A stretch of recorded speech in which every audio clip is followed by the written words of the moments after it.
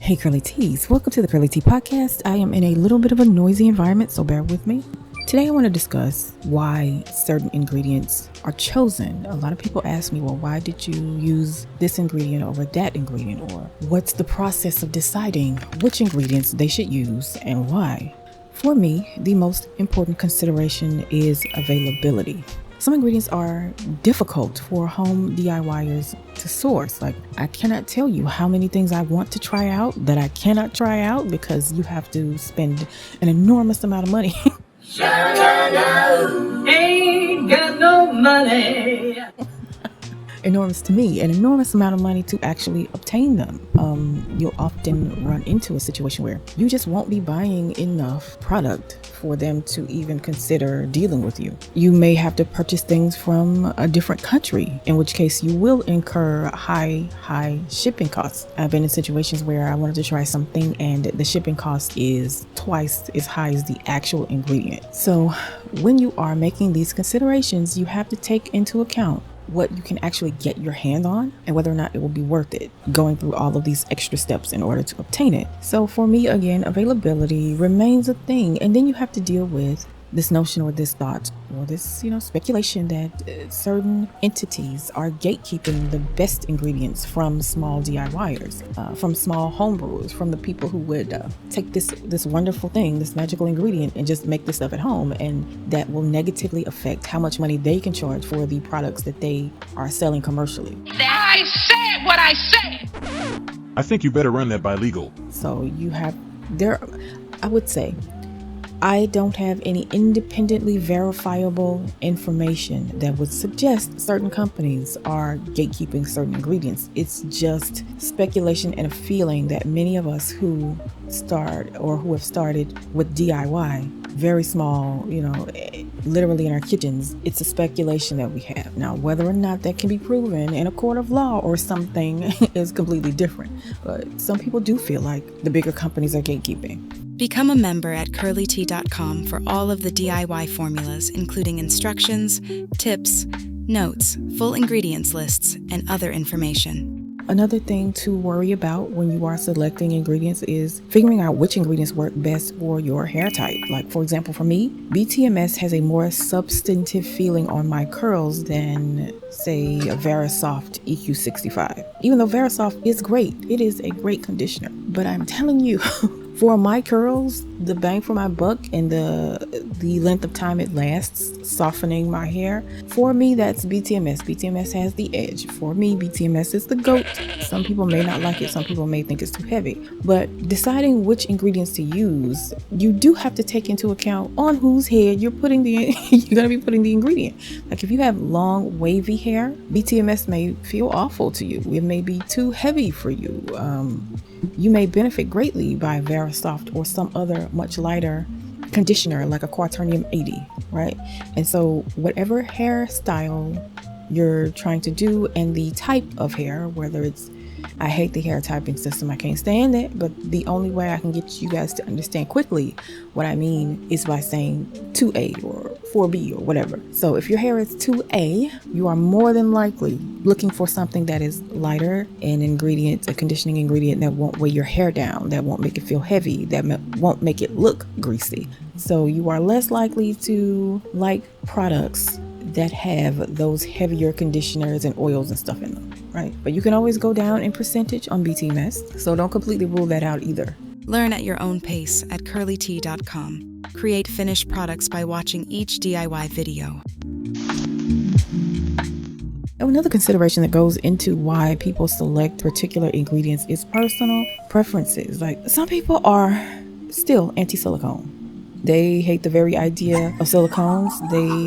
There's been years worth of anti-silicone marketing. I too used to believe that, and as a result, I think my hair has suffered a little. It's gotten much better in probably the past 5 or 6 years, but I used to believe that silicone was the enemy, or one of the enemies that we had to stay away from, and my hair got very dry and very brittle because, like I said, I have 4B, 4C hair. My hair benefits greatly from the addition of silicones. They may actually be great for helping to prolong how long your hair stays moisturized. So if you use an ingredient that doesn't have silicones and your hair is fine for 2 days, that may work well for you. You may not have a problem with that. You can continue to do exactly what you've been doing. However, if you want moisturized hair for the majority of the week, please consider using something with some type of silicone in it so you won't have to keep reapplying every 2 days or so. On the issue of personal preferences, some people have allergies to some ingredients. Organic materials can cause allergic reactions. Listen, some people are allergic to certain oils and they have to stay away from them. And many manufacturers use some ingredients like mineral oil and stuff like that because they aren't prone to triggering allergic reactions in most of the population. And they have to consider, when it comes to the big ones, when it comes to the big manufacturers, they must consider the greater good. Okay, so if you personally have a thing with mineral oil, they're not going to completely take it out of their products and off the market if there are an enormous amount of people who benefit greatly from those products. At best, they'll create a different line, which may or may not be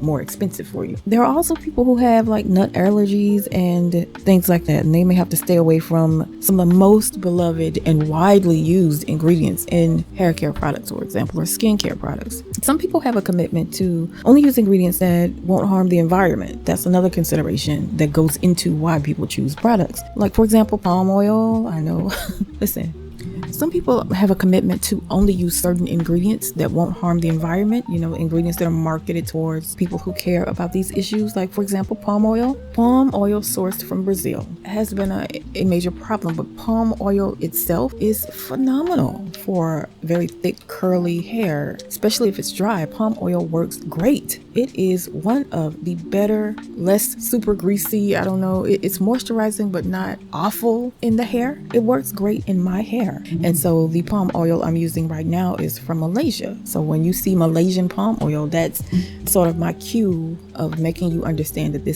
they're not chopping down the Brazilian rainforest to make this particular oil. Okay. But again, that's a consideration that people have when they are choosing which ingredients to use in formulas. The DIYers are very specific, and we have a lot of leeway in what we decide to choose because it's not going to break the bank for us to spend a little bit of extra to stick to certain values that we have. Or also, before I leave this topic, the process of growing any given ingredient and whether it goes into the country's local economy is also very important to certain people. They care that this shea butter is being made in a village that is allowing the women of the village or whoever's making it to actually, make money from the hard process of creating something that millions of people all over the world enjoy. So a lot of people take that into consideration, how it's grown. Is it sustainable? Is it biodegradable? Like, does it break down, or is it a forever chemical? That's also a consideration that people have when they are choosing certain ingredients.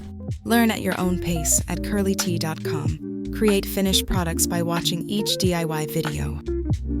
Another major consideration is simple compatibility. Which ingredients work with each other? Like, this is basic 101 type of stuff. Cationic ingredients are mostly incompatible with anionics, right? We should all know this by now. The exception is cationic polyquats mixing with anionic surfactant cleansing ingredients. Those two things work well together, but as a general rule, the cationics and the anionics fight each other to the death. They punch, they kick, they scream, they yell.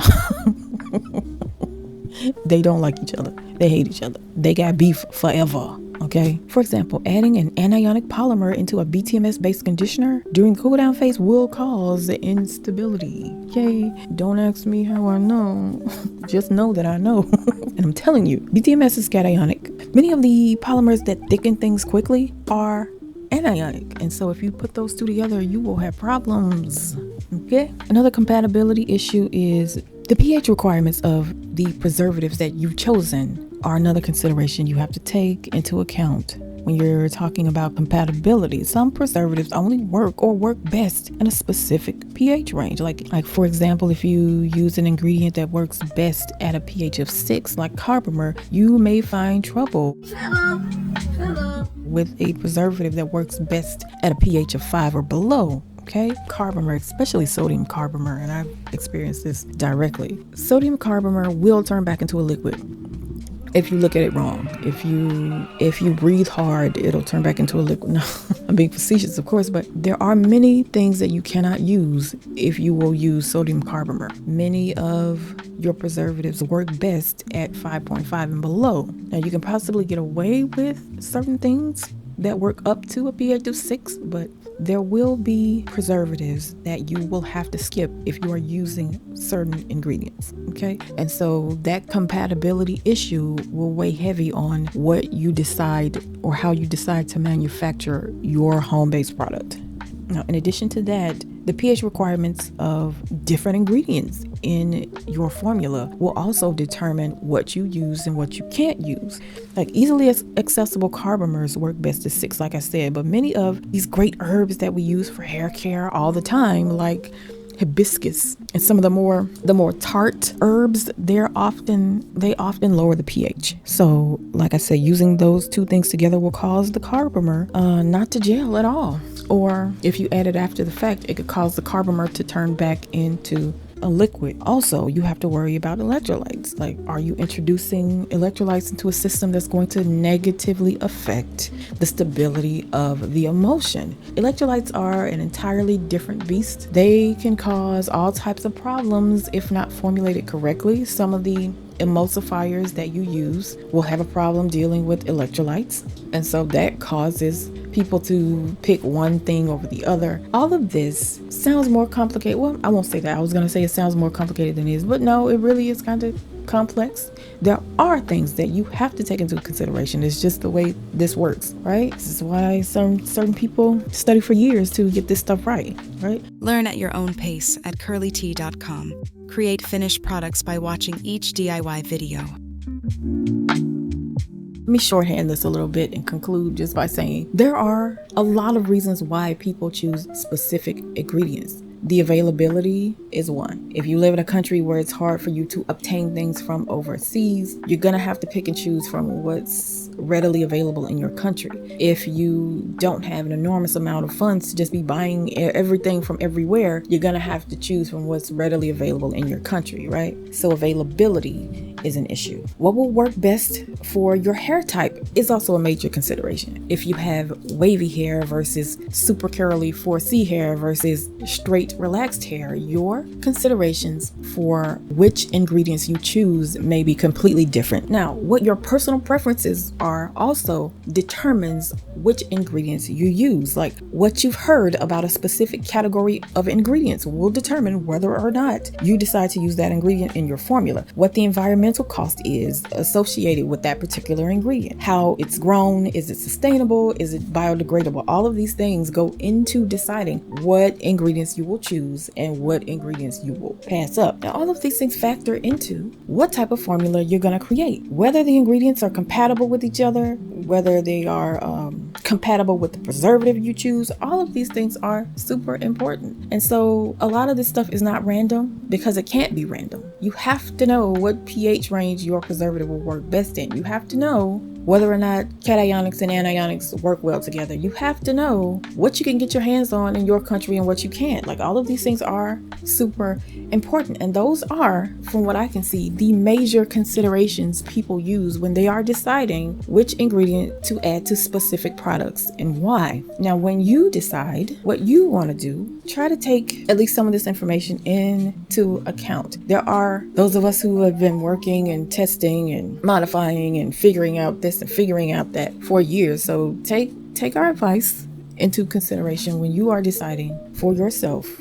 which ingredients to use. And also try not to be so spooked by every new marketing term, because people are really, some of these companies are really looking for the next anti-ingredient to fight and rail against so that they can introduce an entirely new category of ingredients that may or may not be effective at all. I know that sounds harsh, but yeah, like for example, a lot of us bought into the no silicones and that was going to solve everybody's hair dryness problems and problems with this and problems with that and problems with break. Yeah, no, No. For some of us, it just made it worse because we were now using a set of ingredients that offered very little protection for our sensitive curly hair. So just keep an open mind, I'd say. If you want me to summarize my message for this podcast, is keep an open mind, and understand there are considerations that need to be made when you are deciding which ingredients to use and why. Talk to you guys soon.